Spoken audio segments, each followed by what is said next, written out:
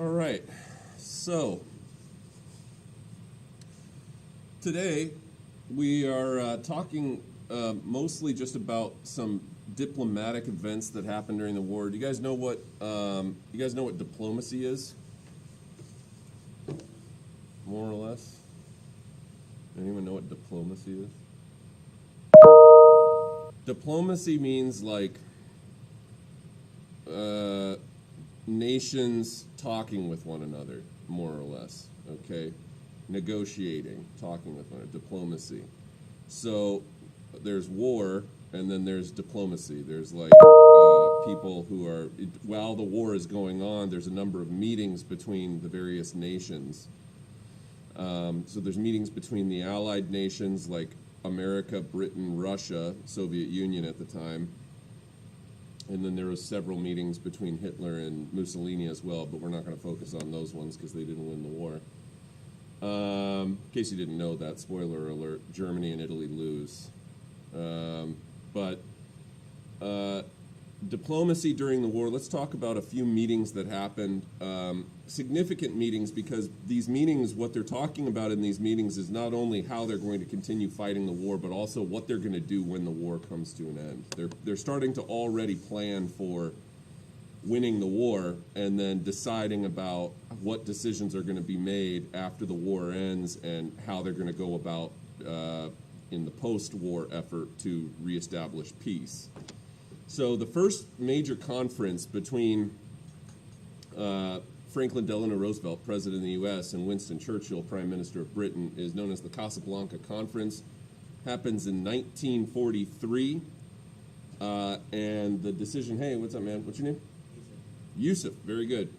All right, so FDR and Churchill declared a policy of unconditional surrender for all enemies. Let's talk about what that means for a second.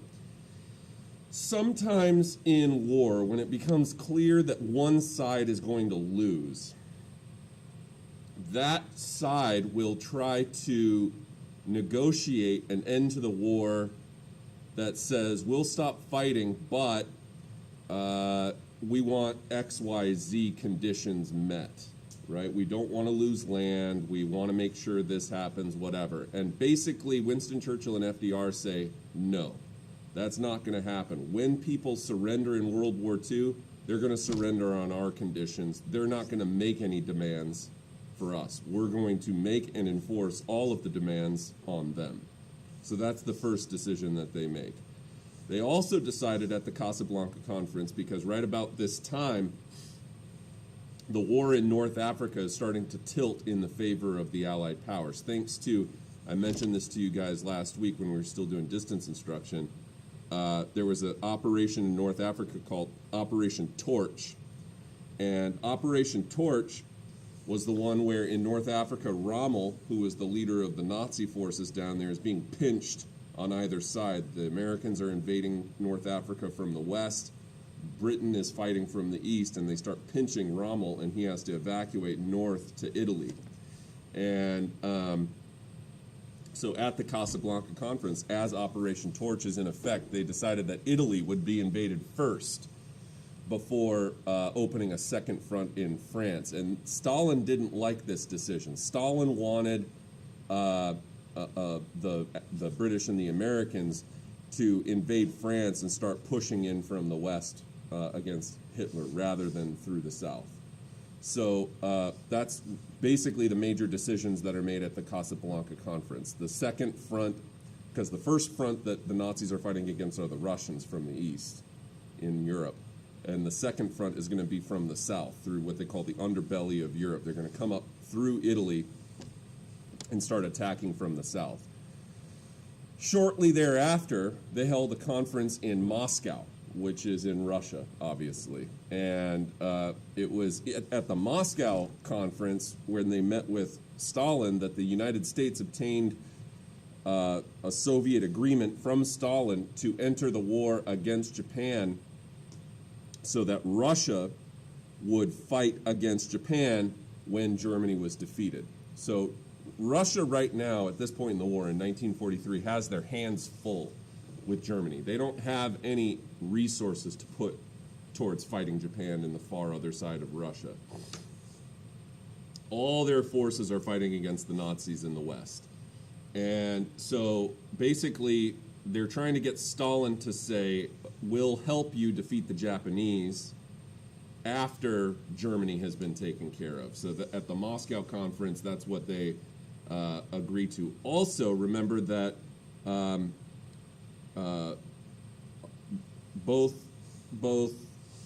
America and Britain, FDR and Churchill, have decided that when this war ends, they're going to create this international organization where nations come together to talk about things before just declaring war on one another.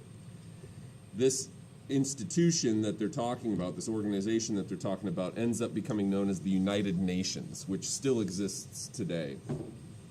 In the United Nations, there was some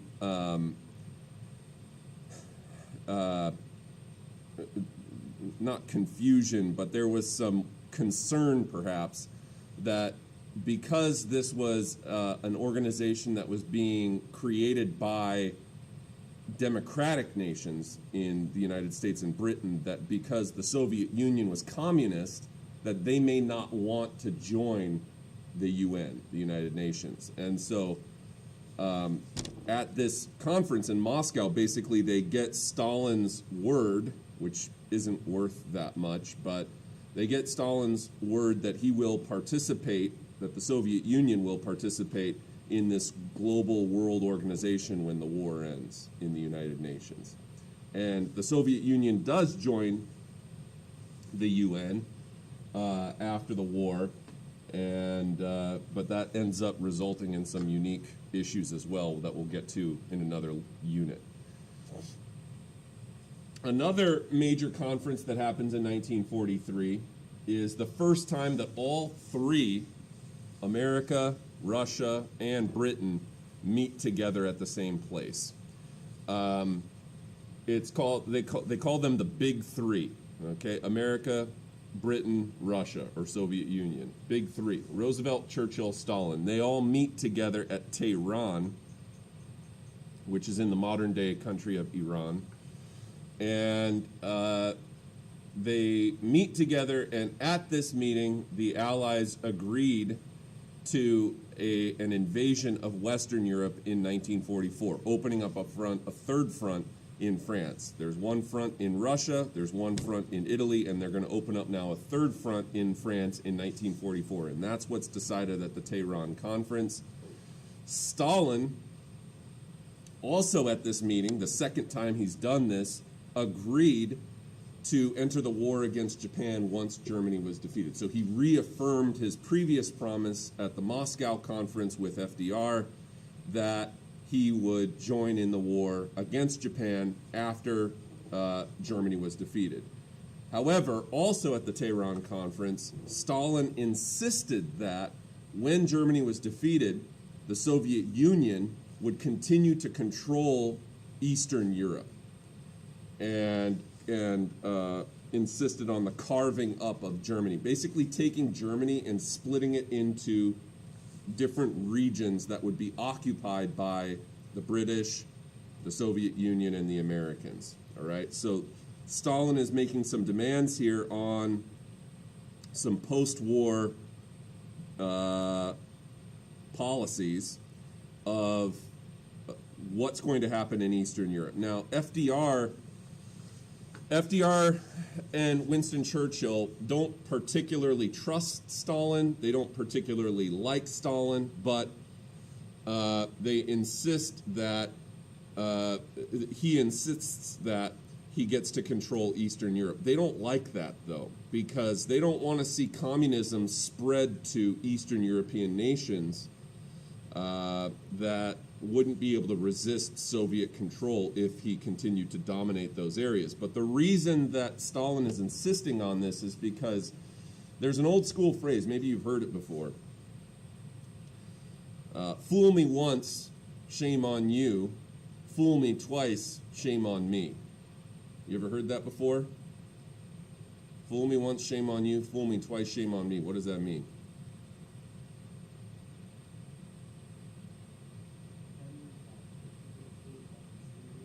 Yes, Precisely. Don't be a fool and get fooled when you've already been fooled by somebody, right?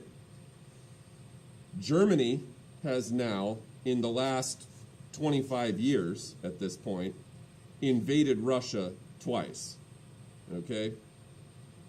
Stalin's not going to go for it again. And his insistence on controlling Eastern Europe has to do with trying to prevent further German aggression against the Soviet Union. So his entire mindset is, look, we've been invaded twice by Germany. The first time we lost 5 million people. Now in World War II, we've lost between 20 and 25 million people, all right? Why would we not want to do everything that we can to protect the Soviet Union against further German hostility? So this is why he's insisting on controlling these Eastern European nations, because he doesn't want another German invasion happening in the next 5, 10, 20 years. Also at the Tehran conference, Churchill demanded, and this goes contrary to what Stalin was demanding, Churchill demanded that if the Soviet Union occupies those nations, to prevent governments of those Eastern European nations remain free. And Churchill wants to see Germany remain strong after the war precisely because, remember what happened after the Treaty of Versailles. They punished Germany, they deliberately made Germany extremely weak, and what ended up happening? They got angry, they ended up waging World War II. What's going to happen if we do the same thing over again? So Churchill's whole view on this is, let's not repeat the mistakes of the Treaty of Versailles. Germany to the point where they're miserable and then have another opportunity to rise up and wage another war. So Churchill's opinion is, look, we're going to get rid of Hitler, we're going to defeat the Nazis, but we don't want to deliberately punish Germany the way that we did after World War I, because look how that turned out. Roosevelt is kind of in the middle. So he's operating as a mediator between Churchill and Stalin, who don't care for one another. Roosevelt's trying to play the middle ground a little bit. And Roosevelt believed that he could work with Stalin. He believed that, afterwards, a post-World War II peace could be achieved within the construct of this international organization. So as long as Stalin agrees to join the United Nations, that would result in a long-lasting, stable peace. So he's trying to get Churchill and Stalin to kind of come to some common grounds during this Tehran conference. Very famous conference. Let me show you an image real quick here. If you just look up Tehran conference, you can see these three guys sitting together. Famous photograph here of the big three. And here's Stalin, Roosevelt in the middle, and Churchill over here. Soviet Union, America, Britain, meeting in Tehran. Now, this was in 1943. Just 2 years after this meeting, come on, really? Just 2 years after this meeting, Roosevelt dies. Okay, Roosevelt dies in 1944. Now, I might have mentioned before, but I'll say it again. Roosevelt, sitting in the middle up there, whose wife, Eleanor Roosevelt, is the namesake of the school, is the only president to have been elected 4 times to office. He was elected in 32, 36, 40, and 44, but he dies in 1945, about 6 or 7, maybe 6 months after the election of 1944. He's not a particularly old man. He looks old, but FDR was 63 when he died. But he looked a lot older. He was a chain smoker. He had had health problems for a long time. And so 2 years after this meeting, by the way, it won't be the last time that these guys meet. We will talk about another conference that they meet at, like just months before he died. But that's the Tehran conference. And then we get to D-Day. So at the Tehran Conference, it was decided that there would be an invasion of France, okay, an invasion of France. And they begin planning this invasion, and the invasion of France becomes known as D-Day, probably the most famous military operation in all of history. D-Day happens on June 6, 1944. Now, D-Day was supposed to be on June 5th, 1944. When they started gathering and launching the attack in leading up to D-Day, there was a terrible weather system that came through, horrible storm. And so they had all these ships sitting on the English Channel, the waterway that runs between Britain and northern France. This storm creates massive waves. They're on these ships. Most of these guys are not in the Navy because a lot of them are in the Army or in the Marines. They're not used to being, first of all, on ships, but secondly, they're not used to being on ships when there's a massive storm. You guys ever been on a ship before? Or on a boat? Maybe taking the ferry out to Catalina or something like that? You ever got seasick before? Maybe, maybe not. Maybe you're too young. It's a thing that happens. You know, you get on the boat, it's rocking up and down, and in a storm, the waves are huge. These guys, the ships are just rolling. You feel like, you know, puking. You get motion sickness. It can be really bad. So these guys are on the decks of the ship. They're puking their guts out. They can't keep food down. And already it's not looking good, all right? Most of them didn't sleep. They're exhausted.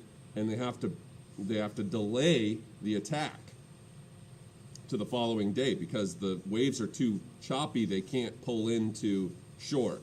What they're doing here is called an amphibious attack. They're starting on the water, and then they're going to roll up on landing carts, landing craft, disembark, jump into the water. Most of these guys have about 40 or 50 pounds of gear on them. Their guns are in plastic sleeves so that their guns don't get soaked when they jump into the water. And then they have to assault the beachhead. Okay, I mentioned to you in the live lecture last class, if you caught it, Normandy Beach is absolutely massive. Okay, let me see if I can pull up a picture of it.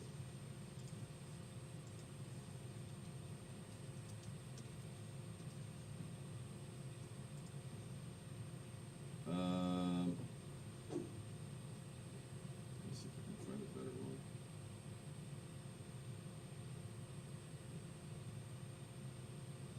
Kind of gives you an idea of it, but not really. This one more does. Let me see if I can do this. Open.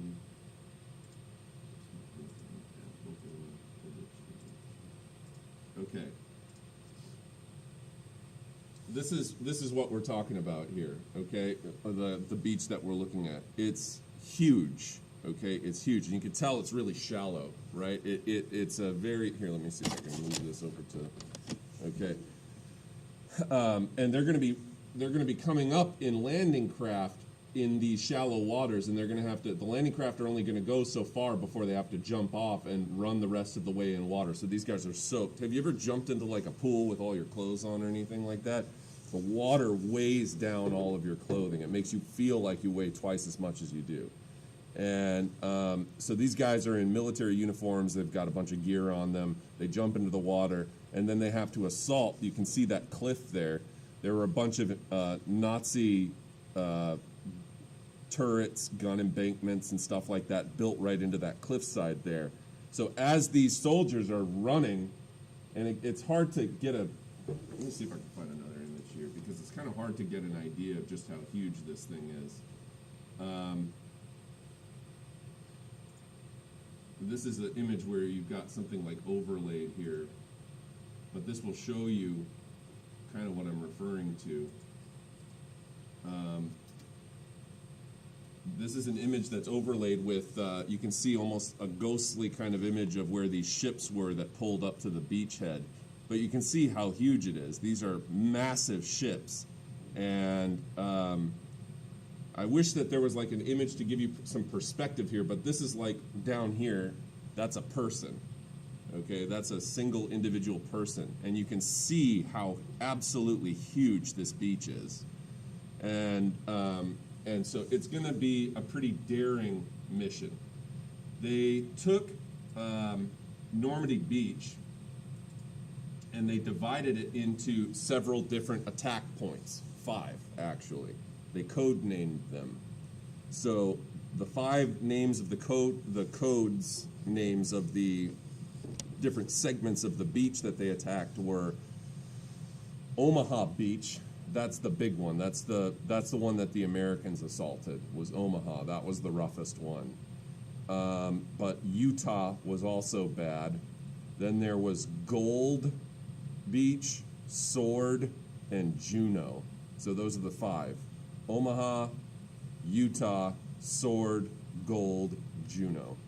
They divided them up based on where the Canadians, the British, and the Americans were going to be assaulting on the beachhead. The code name for D-Day was called Operation Overlord. All right, Operation Overlord. And interestingly enough, on the morning of the assault, the Germans, the Nazis, discovered more or less that there was this plan to attack northern France at Normandy. Not far away from Normandy Beach, there was a division of panzer tanks. Hitler receives word from his high command that the Allied forces are planning an invasion in northern France. But Hitler says this is a decoy. They are trying to trick us, and they're not going to actually attack there. They're going to attack somewhere else. So rather than taking that nearby panzer tank division, which would have all but ended the Operation Overlord, the D-Day assault, he instead sends them elsewhere. And this was a major mistake on Hitler's part. So he invades, he rather defends a different segment of the shoreline where there was no invasion happening, and that gave the Allied powers an opportunity to take Normandy Beach. So in case you're wondering, like on a map, where are we talking about here? Let's find maps.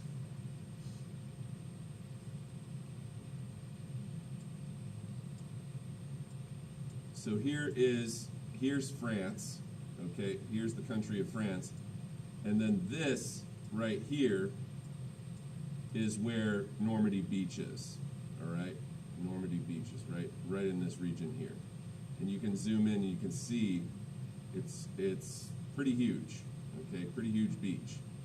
And just up the hill from where that is, there's a cemetery here. And this is what the American cemetery at Normandy Beach looks like.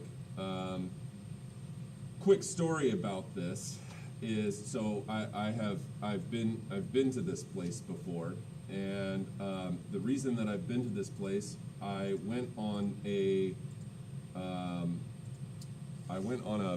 riverboat cruise with my mom and sister a couple of years ago, and it just so happened that on the boat that we were on, okay, this cruise ship, this riverboat cruise ship that sailed up the Seine River in France, on the ship with us was a World War II vet who had not been back to Normandy since the day that he assaulted it. And he did not assault at Omaha. He assaulted at, I think, Gold Beach, if I remember right. But we had a World War II vet who was actually in the D-Day invasions at Sword Beach, and he was like a radio communications guy, just a young man in the war. I think he was 18 when that happened. He was obviously very, very old by the time that my path crossed his on this boat a few years ago. When we went to this American cemetery, right where those pillars are there, they held the French people in charge of the cemetery and of the museum there held a ceremony for this guy where they did like a 21 gun salute. They honored him and so on at this cemetery. Pretty cool, pretty amazing moment. And you know, like I say, there's not a lot of World War II vets that are still living anymore because it happened a long time ago. They would have to be very lucky to live into their 80s, 90s, and still be able to be able-bodied enough to make the trip back there. So pretty cool thing to have been able to witness. I've got a bunch of pictures on my phone that I could show you. I don't have them on my computer here, but bunch of pictures from my trip there and stuff like that. Really powerful place to visit. Lots of historical significance, and you don't really get a sense from the images that I've showed you so far here. American Cemetery, Normandy. Let me see if I can find some more images here. When I say it's huge, it is absolutely massive. I mean, this only shows you some of it, but every single little white cross here that you see is a marker. Here, it gives you a little better idea of how huge it is, okay? Really? Come on, just all right. This gives you an idea of how huge the cemetery is, okay? Every single one of those white dots on there is a person buried at the Normandy Cemetery. Now, technically, and you can see just over there how close it is to where the beach is. Now, where they assaulted is a little further down, but that is still Normandy Beach right there. And then further down the beach is where they actually did the assault. As you walk through, it's a pretty incredible experience to see all these gravestones of these men who gave their lives to liberate France. And this cemetery here actually technically is designated as American territory. So the French government decided that this plot of land where the cemetery is would be considered American land. And so everybody that is buried there is American. And so it's kind of an interesting and touching tribute. The French to this day, the French remember D-Day. You know, it's an important event in their history. And you know, there's a lot of times people say when you go to France, the French are rude, they don't like Americans, they look at Americans as being loud and obnoxious and so on and so forth. And that can be the case sometimes, let's face it. There are loud, obnoxious Americans, no question about it. But in the grand scheme of history, there's great reverence for the American assault on D-Day to liberate France from Nazi control. And there was nothing but the utmost respect for, you know, this cruise ship of people that were all mostly Americans who came to the cemetery that day that I was there. And they were very, very polite, very kind, spoke very, very highly. And when they met this gentleman who was actually involved in the assault, I mean, the French museum and cemetery curators that are there were teary-eyed, you know, because it's to them it's powerful history and it's important history. So just something to keep in mind. Right here. Right here. This is like a reflecting pond. That's where they held this ceremony before that I was telling you about. It's kind of just They've got like an American flag there. They've got some statues and other things like that, but it's just like a decorative outdoor plaza sort of a deal. Yeah. This is like a little, it's like a little, might be a mausoleum. I'm not really sure. I didn't go inside that building. I'm not 100% what's inside there, but again, just kind of a typical looking cemetery. So anyhow, that gives you a little bit of an idea of this. This is what that, let me see if I can find a better image here so you can see it a little closer.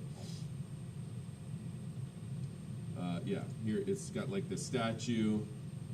There's some trees, some flowers and stuff like that. It's just a little outdoor area. Oh, it's a chapel. That's what that is. It's a little chapel in the middle there. That's what that circular building is. All right. So, let me show you. I wonder if I can. I don't know if do I have this. Probably at my house. Let me see if I can find this. Not that.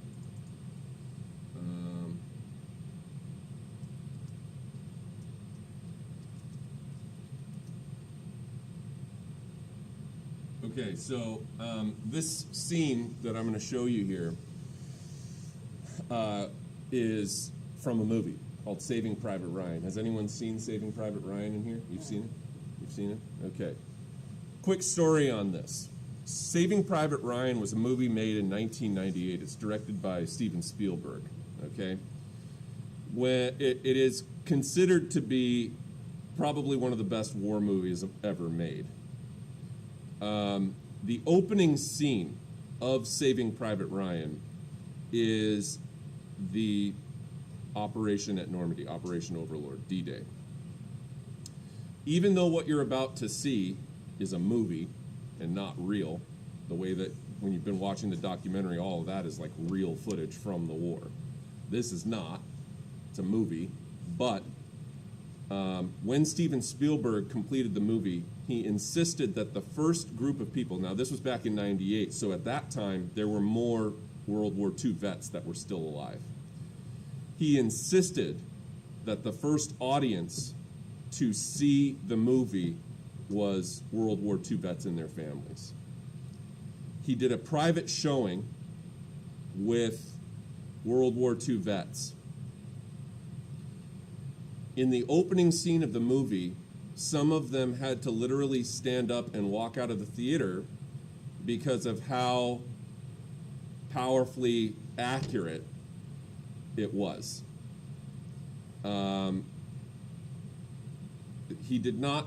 Spielberg did not expect that the movie would be so true to its depiction of D-Day that it would cause these guys to have to relive the trauma of it. And that goes to show you just how intense this scene is. I would like you guys now to watch this opening scene from Saving Private Ryan. Meet your next pillow. No. Why do we make our pillow in the shape of a cube? I'll tell you. I don't want to know. All right.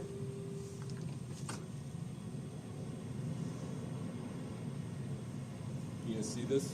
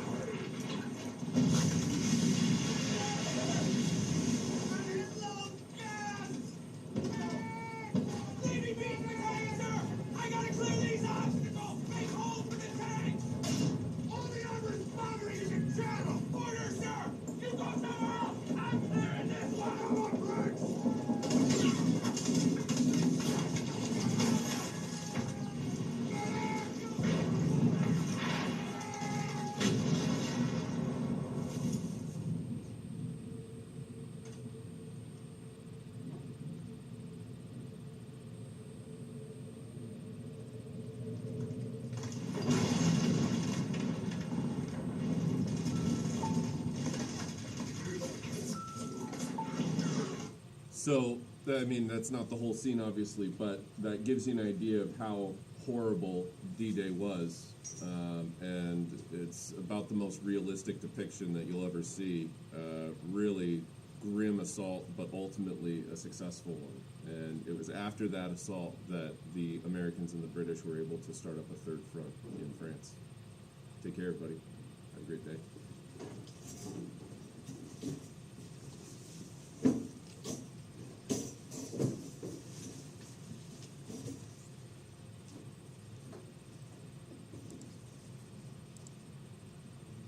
Yes.